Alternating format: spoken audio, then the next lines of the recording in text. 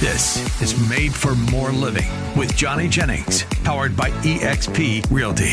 Online at madeformoreliving.com. Matt, do you think cars can be a good investment? Most cases, no, absolutely not. They say when you drive a car off the lot, it depreciates like at least 25%. Unless you're driving like a Mercedes C1000. Exactly. Which sells for what? Well, I just saw one. So I was at the car show recently in Pebble Beach. Oh my gosh. I want to go to that so bad. Why? It just seems amazing.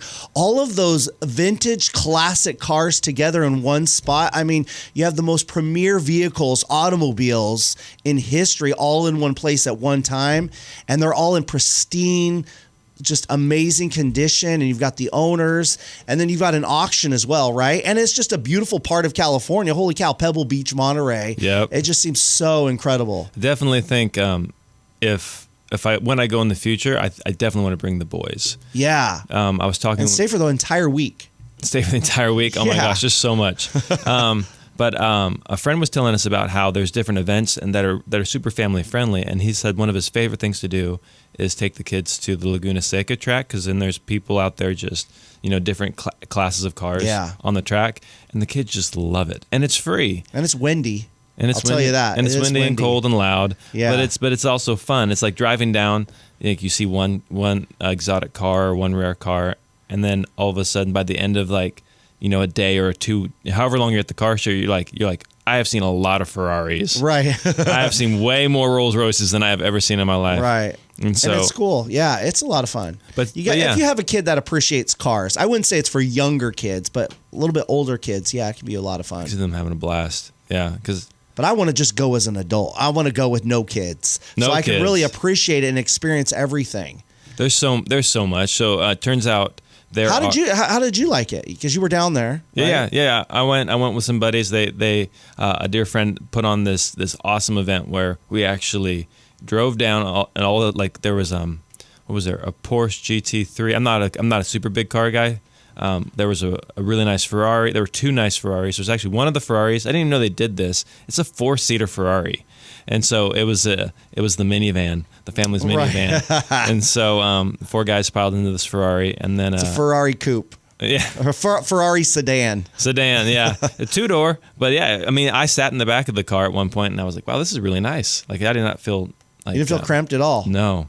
And I'm not huge, but I'm not 3 feet tall either. And then the other car that was there was that we drove down with was a Maserati. Oh, nice. Like an SUV. And so, anyways, and they weren't part of the car show. They were just going down for fun. Yeah, and so we just all went down for fun. And how I ended up down there was because the guy who owned the Maserati, his name's Adam, super nice guy. He just invited a bunch of guys, and he's like, "Hey, let's go and see some great cars, meet some great people, and have some fun." And because we were talking earlier with Trevor about networking, and deepening relationships, and that's essentially what this was: a bunch of guys in different industries. Going down and getting to hang out with each other and learn from each other, and just not even like business related, but just have some fun. Right. And so, but I tell you what, it totally changes your perspective on life when you go in there. So we were at an event, I think it was called Motor Lux, and there were all these fancy cars and jets. Like, I had never been inside a private plane before, and by the time we left there that night, I'd probably been inside 6 or 8. Mm-hmm. And it just totally changes your perspective on, is this attainable? Is this not? Is it real? Would I even want this? Maybe something that, like, I thought the Honda Jet, that looks cool.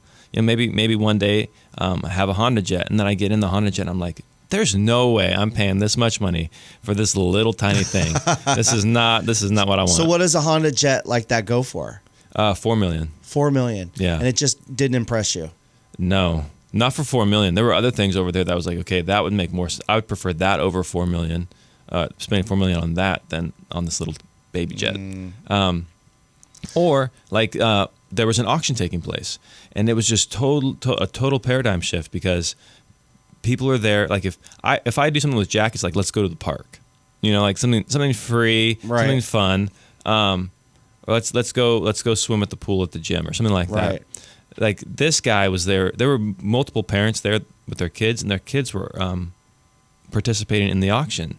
And the auction isn't like $10,000, $50,000. It's like $1 million, $2 million. I think the top car that sold that night was somewhere around $3 or $4 million. And the kids are sitting there, participating in the auction, waving their little paddles in their hands.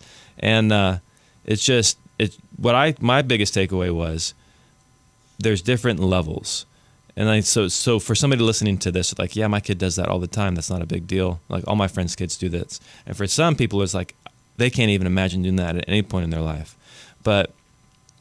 And so, they're lucky. And you can go down this huge whole rabbit trail of like justifying where you are at in life. Sure. But one of the biggest things I took away from it was just gratitude. And like how fortunate I'm not buying a $4 million anything, Right. But how fortunate am I that I live in a country where my kid gets to choose what he wants to be, that I'm healthy, that my family's healthy. Like, there's so many people out there living in poverty, or religious oppression. And so walking away from that, it was just like, you hear a lot of negative things in the news. And I'm not saying that I met like everybody that I saw there was a saint, but my biggest takeaway was just gratitude that I was able to experience this. Yeah. And not even something as crazy as getting on a jet, but just get to experience what we like, driving down safe roads, having reliable food and water. Like, it's just, I don't know. Sometimes, do you ever play the lottery? No, never. Never? Never. I played it once when I was 18 just to prove that I could do it. Like a rite of passage type of thing. I'm 18. I guess I can play the lottery. Better do it. So you played the lottery? Never wasted $1 on the lottery in my life. No. And I don't understand how when the jackpot gets higher and higher to where it's like $2 billion and your chances decrease in those situations, why more and more people decide to play it. That just is ludicrous to me. It's, okay, my chances are less that I'm going to win this thing, but more and more people play it. That just seems ludicrous to me. But what about you? Well, no. So I definitely play it more so in times past, because I like just like envisioning, like, okay, if I had this much resources, what would I... You like to play it so you could dream. That's what a lot of people do. Yeah. I play it so I can dream. And it's just like removing the limits. Like, if you were to remove these limits that I have right now, what would I do with it? And so it's just fun to think about. But so often, again, going back to that gratitude thing, I go back to thinking like, man, I've already freaking won the lottery.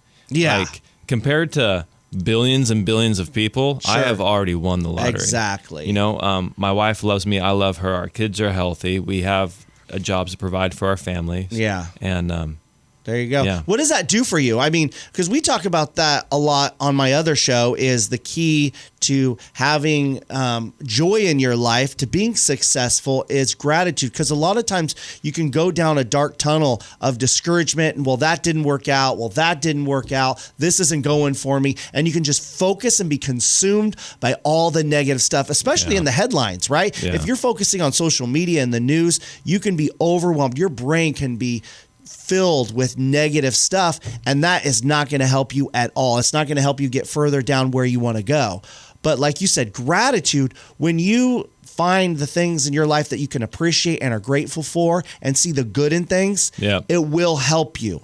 It will provide you momentum and energy and the what you need to persevere and keep going and find those wins in your life. Yeah. When you focus on that, it helps you be more successful. It changes your state. So like, every morning I wake up.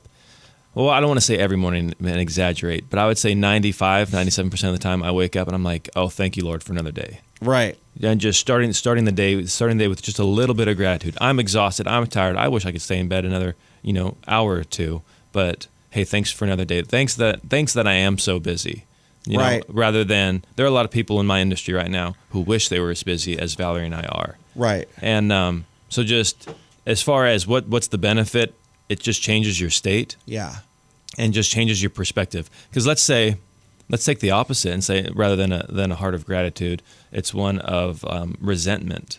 Like, typically, you're blaming somebody else if you're resenting. Like, they did this, or they did this to me, or it's not my fault. You're not accepting responsibility for maybe what you can accept responsibility for, and you now have given away that control of your day, of your perspective, to a circumstance outside of your control. Yeah. And so let's just, forget it. We're going to embrace gratitude, and So that's something I'm not perfect at. That's something that I'm working on. Right. And I think when it comes to real estate, people appreciate working with those type of people. Who wants to work with a cynical, negative realtor, or who wants to have someone like that on their team? I'd much prefer someone who's optimistic, who is seeing the positive, is seeing the good in every situation. Yeah. Because I know that they're going to persevere, and we're going to look for those opportunities. That's an optimistic person is looking for those opportunities. Absolutely. And I think sometimes as a realtor, I would assume you work with clients that can be negative or cynical, but you come along and you're a breath of fresh air because you're always focusing on the positives. Then I think that works for everyone. That's how you create a winning team. That's how you become successful in real estate or whatever career you're in. Without a doubt. So it's something that I've witnessed Tom do countless times, and we have to have a hard conversation. It's about negotiations, price, anything that's going on, and it's just time for like an honest, sincere, hard conversation. But he hops on the phone and he starts it off positive. He doesn't start with a low negative energy, like I'm sorry, guy. Like he's like, hey guys, we got some good news and we got some bad news, and he's upbeat and he's positive, and that instantly elevates the conversation into a better place than it would be if he wasn't coming at it from that perspective. And so as a real estate agent, or if you're working with a real estate agent, or if you're buying or selling your house, there's a lot of crazy things that happen. As far as getting the house ready, dealing with showings, going out and seeing the property, moving out, moving in, negotiations, dealing with your realtor. There's a lot of ups and downs in a transaction. And so just constantly daily resetting, maybe even hourly, every 30 minutes, just resetting and having that moment of gratitude. Like, hey, so when something negative happens to me, what I'm trying to reframe and do is, okay, this is negative. What can I be grateful for in this moment? And so then that way it's like, okay, I'm not discrediting the negative thing. I'm just saying, okay, yes, but there's something positive as well, and then move beyond it. Yeah, or how to find the positive in a negative situation, because you find that a lot in business as well. Where, for instance, COVID was disastrous for a lot of people, but for many who decided, hey, where can I find the opportunity in what's happening? Not to take advantage of people, but where can I find the opportunity in what's happening negatively? And sometimes those are huge turning points and places of advantage where you've decided where everyone else is looking at the negative, everyone else is focusing on what's wrong. You're one of the few that's looking at the opportunity to turn the negative into a positive. Without a doubt. It's a huge win. Huge win. So one, he's I don't know him very well, but we're becoming closer friends. And so as he's sharing his story, he worked very, very hard in his younger years, and then he had achieved a lot of success, and then he developed cancer. And now all of a sudden his perspectives altered. And what he said once, the gift from the cancer was he used to do so much work and everything was on his shoulders in his company. And then once he had cancer, he couldn't do it. And so it forced him to lean on the other people in his company. And by doing that, he realized how incredible and talented, oftentimes more so than him, they were at these different tasks. And so then his company just grew. And thankfully he's cancer free now to this day. But in that moment, hearing that when you're walking through it, sometimes you can't see what you're going to be grateful for on the other end. Right. So just keep going. Yeah. So. You have to believe. You have to have hope and believe that there's going to be good from this. Yep. If you just have this mentality that this is the end, this is it. There's no hope to recover. Yeah. If you believe that, then that's the truth that's going to happen. What's the opportunity here? Yeah. And we'll be talking about more opportunities when we come back after this.